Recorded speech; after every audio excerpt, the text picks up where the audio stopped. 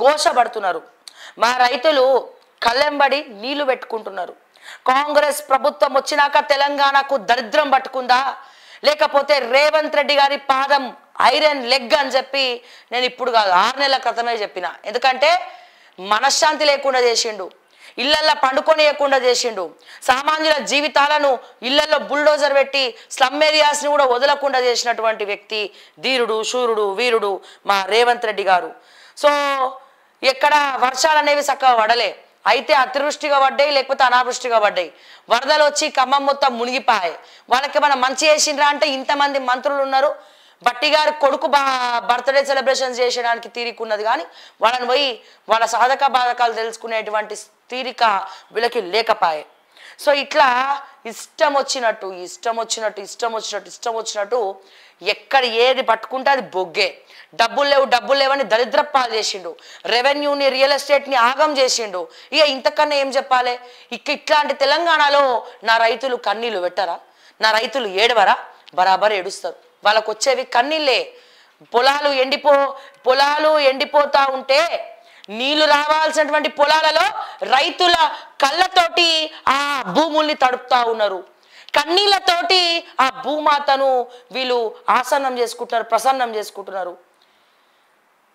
రిజర్వాయర్ల నుంచి రావాల్సినటువంటి నీళ్లు, డామ్లకెళ్ళి రావాల్సినటువంటి నీళ్లు ఇబ్రాహీపట్నంలో కూడా పొలాలు ఎండిపోతున్నాయి అంటే ఇది దరిద్రం పట్టుకోవడం కాకపోతే ఏంది చెప్పండి? ఐరన్ లెగ్ కాకపోతే ఏంది చెప్పండి? ఒకసారి చూద్దాం, ఈ వీడియో చూద్దాము.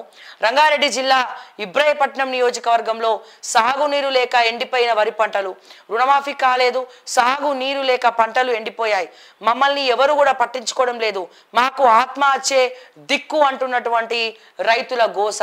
ఈ పాపం ఖచ్చితంగా కాంగ్రెస్లో ఉన్నటువంటి ప్రతి నాయకుడికి తగులుతుంది, రేవంత్ రెడ్డితో సహా. ఎప్పుడైతే మన భారతదేశానికి 2 కళ్ళు లాంటి వాళ్ళు ఎవరు, ఒకళ్ళు రైతు, ఇంకొకడు సైనికుడు, ఈ ఇద్దరు లేనిది మన భారతదేశం మనుగడ అనేది చాలా కష్టం. అన్నపూర్ణ తల్లి నా భారతదేశం మొత్తం కూడా అన్నపూర్ణ నడయాడినటువంటి భూమి. తిండికి కొదవలేదు, సిరి సంపదలకు కొదవలేదు. ఇటువంటి పరిస్థితిలా నా రైతులు ఘోషపడుతున్నారు, ఆగమవుతున్నారు, ఏడుస్తున్నారు, కన్నీళ్లు పెట్టుకుంటున్నారు. నీళ్లు రాక ఆ కన్నీళ్లతోటి ఆ భూమిని తడుపుతా ఉన్నారు, పంటని కన్నీళ్లతోటి అభిషేకం చేస్తూ ఉంటే మీరు ఏసీలలో తిరుగుతున్నారు, మినరల్ వాటర్ తాగుతున్నారు. సిగ్గు శరాలు ఉండాలి కొంచెమన్నా. ఒకసారి చూడండి ఈ రైతు బాధ చూడండి. మొత్తం మీద నేను సంపాదించిన 8 ఎకరాలు మొత్తం పోయింది. సత్యకాలం ఉంది, రుణమాఫీ కాలేదు, ఏం కాలేదు. ఎక్కడ ఫిర్యాదైనా కానీ ఎవ్వరు పట్టించుకుంటలేరు మా రైతుల. మొత్తం మీద ఈ 4-5 బోర్లు వేస్తే నీళ్ళు వాళ్ళే సుక్క వాళ్ళే తారదేయడం. మొత్తం 8 ఎకరాలు మొత్తం పోయింది. పెట్టుబడి 4 లక్షలు ఇచ్చాం, అది పోయింది. 20 సార్ మేము బతికాలం లేదు. ఈ కాలంలో అయితే ఉరి పెట్టుకొని సచ్చేది ఒకటే తక్కువ ఉంది, ఇంకో పని అయితే ఏం లేదు. మాకు వెనుకలేదు ముందు లేదు, మొత్తం అప్పుడప్పాలు అయిపోయింది. మొత్తం మీద ఇది నా పరిస్థితి. ఏం లేదు. ఇక ఇంకా 4 రోజులు అయితే ఉరిపెట్టుకొని వచ్చేది ఉంది, కానీ ఇంకో పరిస్థితి అయితే ఏం లేదు సార్. మొత్తం మీద మమ్మల్ని పట్టించుకోవాలి, ప్రభుత్వం పట్టించుకోవాలి. మమ్మల్ని ఆదుకుంటేనే మేము ఏమైనా బతాం. నేను నీ అప్పయ్య తిరిగి అప్పయ్య నా పరిస్థితి ఇట్లా అయింది సార్. మొత్తం మీద ఏం చెప్తావు రేవంత్ అన్న? గొర్రెలు కూడా మేసిపోతున్నాయి.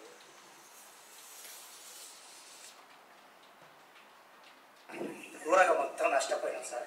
మొత్తం దగ్గర 10 ఎకరాలు ఆగమాగం అయిపోయాం. రైతుని ఆదుకుంటూ దిక్కేది ఇక్కడ మొత్తం. నా పేరు జగ్గే సత్తే, నాది కూడా పోయింది. నాకు కూడా 8 ఎకరాలు మొత్తం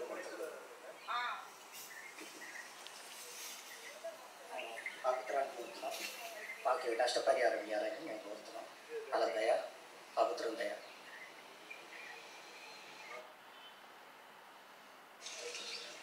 ఎండిపోయిన పొలాలు చూడండి మొత్తం ఎట్లా ఎండిపోయిందో, ఒక్క చుక్క నీళ్ళు ఆడుతుంది దానికి.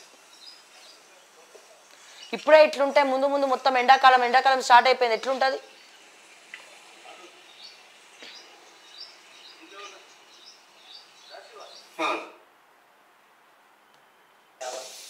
మొత్తం మీద నేను సంపాదించిన 8 ఎకరాలు మొత్తం పోయింది. అతను సంపాదించినటువంటి 8 ఎకరాలు 8 ఎకరాలలో వేస్తే 8 ఎకరాలు మొత్తం కూడా పోయింది. ఎండిపోయింది, మా బతుకులు ఆగమైనాయి, మాకు రుణమాఫీ కూడా కాలేదు, మాకు రైతు బంధు కూడా రాలేదు, మమ్మల్ని ఎవ్వడు పట్టించుకోవట్లే. ఎవ్వడు పట్టించుకోవట్లే. BJP, BRS, Congress. మిమ్మల్ని పట్టించుకోకుండా ఉండడానికే బీసీ నాదాలు ఎత్తి 6 గ్యారెంటీలు ఫెయిల్ అయినాయి అని చెప్పి డైవర్షన్ పాలిటిక్స్ చేస్తున్నారు. రుణమాఫీ ఫెయిల్ అయిందని చెప్పి డైవర్షన్ పాలిటిక్స్ చేస్తున్నారు. రైతు బంధు పడలేదని చెప్పి డైవర్షన్ పాలిటిక్స్ చేస్తూ ఉన్నారు. తాత ఏం చెప్తావు రేవంత్ రెడ్డి గారు? వీళ్ళకి సమాధానం ఏం చెప్తావు నువ్వు? నీకు నిజంగా మనసు అనేది ఉంటే మాట్లాడితే ఒకసారి రైతు బిడ్డ అంటావు, ఒకసారి టీచర్ బిడ్డ అంటావు, ఇంకోసారి అదంటావు, ఇంకోసారి రియల్ ఎస్టేట్ అంటావు, ఇంకోసారి గుంపు మేస్త్రి అంటావు, అన్ని నువ్వే అంటావు. ఏం చేస్తావు? ఎండిపోయిన పొలాలు పోయి చూడు, దమ్ముంటే నీకు నిజంగా హృదయం అనేది ఉంటే ఎండిపోయిన పొలాలు పోయి చూడు. పొలాలు ఎండిపోయినాయి, వాళ్ళ కళ్ళల్లో కన్నీళ్ళు ఎండిపోలేదు. ఇక ముందు ఎండాకాలం ఏడ్చి ఆ కన్నీళ్ళు కూడా ఇంకిపోయే వరకు ఏడిపించేటట్టున్నది మీ కాంగ్రెస్ పార్టీ. ఏం దరిద్రం పట్టింది? రంగారెడ్డి జిల్లా ఇబ్రాహీపట్నంలోనే ఇటువంటి దుస్థితి ఉంటే మిగిలిన నియోజకవర్గాల పరిస్థితి ఏందని చెప్పి నేను రేవంత్ రెడ్డి గారిని అడుగుతా ఉన్నా. రాష్ట్రాన్ని నడిపిస్తున్నవా, గాలి కొదిలేసినవా? రాష్ట్రాన్ని నడిపిస్తున్నారా, గాలి కొదిలేస్తున్నారా? వదిలేస్తున్నారా కాదు, వదిలేసినావు. ఆ వ్యవసాయ శాఖ మంత్రి ఏం చేస్తున్నాడు? నడవనికి శాత కాదు, ఒంట్లో ఓపిక లేదు.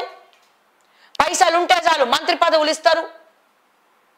ఒక్కటంటే ఒక్క రైతులను పరిశీలించిన పోయి అగ్రికల్చర్ మంత్రిగా, వ్యవసాయ శాఖ మంత్రిగా మీ స్టాండ్ ఏంది? బతుకు బస్ స్టాండ్ కాకపోతే మరి రైతుల భవిష్యత్తుని బస్ స్టాండ్ చేసి ఇష్టం వచ్చినట్టు వాళ్ళ ప్రాణాలతోటి ఆత్మహత్యలకు కారణమైనటువంటి మీరు మట్టి కొట్టుకపోతారు. ఆ మట్టిలోనే కూరుకపై ఆగమైతారని చెప్పి నేను చెప్తా ఉన్నా ఈ రోజున. ఇది ఎక్కడో కాదు, ఇది ఎక్కడో వరంగలో, ఏ సిరిసిల్లనో, ఏ కరీంనగరో, ఏ ఆదిలాబాదో, లేకపోతే మీ పాలమూరో కాదు. ఇది రంగారెడ్డి జిల్లా. రంగారెడ్డి జిల్లాలో ఉన్నటువంటి ఇబ్రాహీపట్నంలో ఉన్నటువంటి పొలాల ఎండిపోయే దిక్కు లేదు. ఎండిపోయినాయి పొలాలు, ఎండిపోయినాయి, ఏడుస్తున్నాడు. 8 ఎకరాల పంట సర్వనాశనం అయిపోయింది, ఆత్మహత్యనే దిక్కు అని ఆ రైతు ఏడుస్తున్నాడు.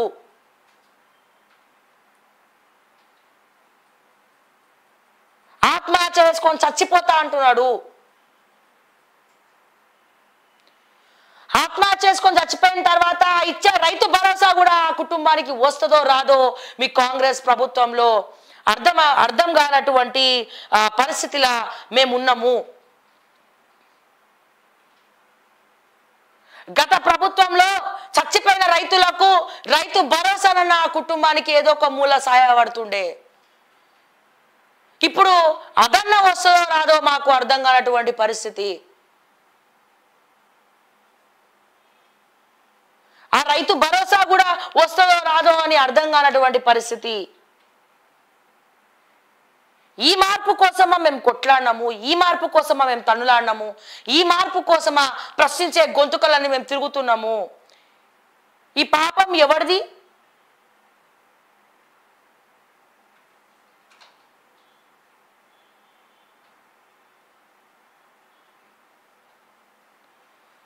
అరే ఇబ్రాహీపట్నంలో కూడా నీళ్లు రాకపోతే, పొలాలు ఎండిపోతే దిక్కుమాలినటువంటి వ్యవస్థలో ఎట్లా బతకాలి? వేరే పని చేత కాదు మాకు, లేకపోతే రియల్ ఎస్టేట్ ని పెంచుకోవడానికి ఇప్పటికే ఊర్లు మొత్తం కూడా కొనుక్కొని పారదొబ్బుతున్నారు కదా మీరు. లేఅవుట్లేసి అమ్ముతున్నారు కదా. వ్యవసాయ భూములను కాస్త ప్లాటింగ్ కోసం, రియల్ ఎస్టేట్ కోసం, విల్లాల కోసం, ఈ సుఖాల కోసం దాన్ని అమ్మి ఆ హోమ్స్ అని, ఈ హోమ్స్ అని చెప్పి, గుడ్డు హోమ్స్, బజార్ లడ్డు హోమ్స్ అని చెప్పి ఇప్పటికే వ్యవసాయం లేకుండా చేస్తున్నారు. ఇప్పటికే హైదరాబాద్ చుట్టుపక్కల ఎక్కడ ఇంత భూమి లేకుండా చేస్తున్నారు, చెట్లు లేకుండా చేస్తున్నారు, అడవులు లేకుండా చేస్తున్నారు. మొత్తం రియల్ ఎస్టేట్ అని చెప్పి అప్పచెప్పుకుంటున్నారు.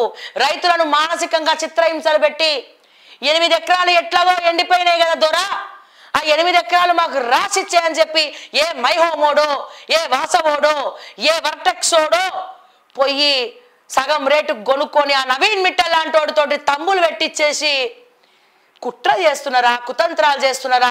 రైతులు బతకద్దా అని చెప్పి నేను చెప్తా ఉన్నా. రైతులు గోచబడుతున్నారు. బతకద్దా, చంపే ఒకేటేసారి ఇండ్రినేసో ఏదో వేసి చంపేసేయలేకపోతే ఎందుకు?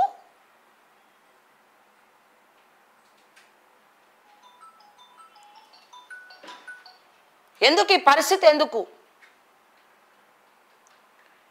ఈ దిక్కుమాలినటువంటి పరిస్థితి ఏంది? ఎవరిని నమ్మాలి? తెలంగాణ ప్రజలు ఎవరిని నమ్మాలి? ఎవరున్నాడు తెలంగాణకి ఇప్పుడు?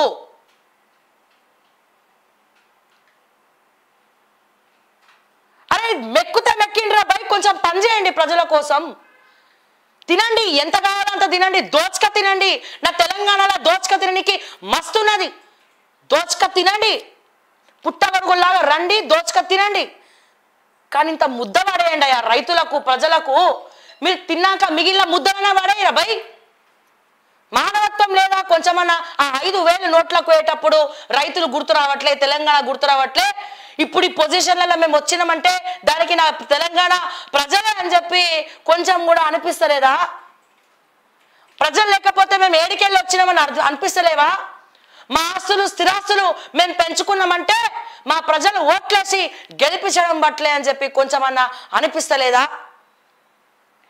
ఏసీ కార్లు, ల్యాండ్ క్రూజర్లు, ఫార్చునర్లు, బెటాలియన్లు, సెక్యూరిటీ, పవరు, మీకు పొగరు, అహంకారం, ఇవన్నీ కూడా పదవులు ప్రజలు పెట్టినటువంటి భిక్ష అని కొంచెం కూడా అనిపిస్తలేదా? 10% కూడా పనిచేయాలని అనిపిస్తలేదా? 10% కూడా ప్రజల కోసం పనిచేద్దామని ఏ నాయకుడికి కూడా అనిపిస్తలేదా అని చెప్పి నేను అడుగుతా ఉన్నా ఈ రోజున. ఎవరికి దోచుకొని రాజకీయ నాయకుడు ఎవరున్నాడు? ప్రతి ఒక్కరు దోచుకుంటాడు. కమిషన్ లేని ఎవరు పనిచేయడు. కానీ దోచుకోవడానికి కూడా ఒక లిమిట్ ఉండాలి. పెట్టండి, దోచుకోండి, తినండి, ఇవ్వండి. పైసలే లేవు అంటారు. 2 లక్షల కోట్ల ఆమ్దాని వస్తుంటే ఎక్కడ పోతుంది 2 లక్షల కోట్ల లెక్క? ఏడికి పోతున్నాయి 2 లక్షల కోట్ల ఇన్కము? హైదరాబాద్ ఒక పక్క సెకండ్ క్యాపిటల్ ఆఫ్ ఇండియా ప్రకటించాలనుకుంటుంది కేంద్ర ప్రభుత్వం. ప్రతి ఒక్క ట్యాక్స్ కడుతున్నారు. సాఫ్ట్వేర్ ఇంజనీర్ దగ్గర నుంచి కూలి నాలు చేసే పని చేసుకొని బతికేటోడు వరకు కూడా రెక్కల కష్టం మీద హైదరాబాద్ లో బతుకుతున్నాడు. 2,000 రూపాయల రూమ్ రెంట్ దగ్గర నుంచి 1,00,000 2 లక్షల రెంట్ ఇచ్చేటోడు కూడా హైదరాబాద్ లో బతుకుతున్నాడు.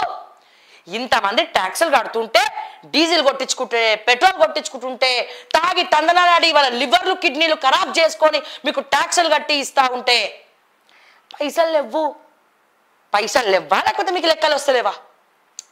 ఇన్కమ్ సృష్టించడానికి మీకు శాతం అయితే లేదా? సంపద సృష్టించడానికి డబ్బులే లేకపోతే దిక్కు దివాణా తీస్తే హైదరాబాద్ కళ్ళు, అందరి కళ్ళు హైదరాబాద్ మీద ఎందుకుంటాయిరా భయ్? ఎందుకుంటాయి? హైదరాబాద్ మీద కళ్ళు ఉంటాయా? చూస్తారా అటువైపు అయినా? డబ్బులు లేకపోతే ఎవ్వరు చూడడు. పక్కన ఉన్నటువంటి వాళ్ళకు కూడా హైదరాబాద్ మీద ఇంట్రెస్ట్ ఉందంటే హైదరాబాద్లో చాలా ఉందని అర్థం. అరే తినండి, ఎవడు వద్దంటలేడు. ఎందుకంటే అందరు తింటారు. ఈ రోజుల్లో మనము ఎక్స్పెక్ట్ చేయలేము. పబ్లిక్ అట్లనే ఉన్నారు, మీరు అట్లనే ఉన్నారు. కానీ మన రాష్ట్రానికి, మన దేశానికి ఆయువు పట్టైనటువంటి రైతులు ఎంబడి కన్నీళ్లు పెట్టకండి. దండం పెడతా, కన్నీళ్లు పెట్టకండి, పెట్టనీయకండి. మీకు కూడా మంచిది కాదు అది, మీ కుటుంబాలకు మంచిది కాదు అది. ఏదో ఒక రూపంలో ఒక అన్నం తింటుంటే అన్నంని కింద పడేస్తేనే అవమానంగా ఫీల్ అవుతాము. అన్నం కింద పడేస్తేనే మహాపాపంగా ఫీల్ అయ్యేటువంటి భారతదేశంలో ఉన్నాం మనము. అటువంటి అన్నాన్ని, అటువంటి కూరగాయలను, అటువంటి అన్నపూర్ణ సంపదను పండించేటువంటి రైతులు ఏడొస్తే ఎంత ఘోరంగా ఉంటుంది అది. ఇవన్నీ మాట్లాడితే మళ్ళీ ఓవర్ యాక్షన్ చేయకంటారు. కొంతమంది ఉన్నారు, చెత్తనా కొడుకులు ఉంటారు కొంతమంది. వాళ్ళు మాట్లాడరు, వాళ్ళు బాగుపడరు, ఇంకొకరిని బాగుపడినారు. వాళ్ళు ఎంతసేపు గిట్లనే ఉంటారు. టిక్కు అని చెప్పి ఇష్టం వచ్చినట్టు మాట్లాడనికే వాళ్ళ బతుకులు తప్ప అంతకు మించి దేనికి ఉండదు. ఎవడు పైసలు ఇస్తామా, ఏడ దోచుకుందిందమ్మా అన్నట్టే ఉంటుంది వాళ్ళ తీరు.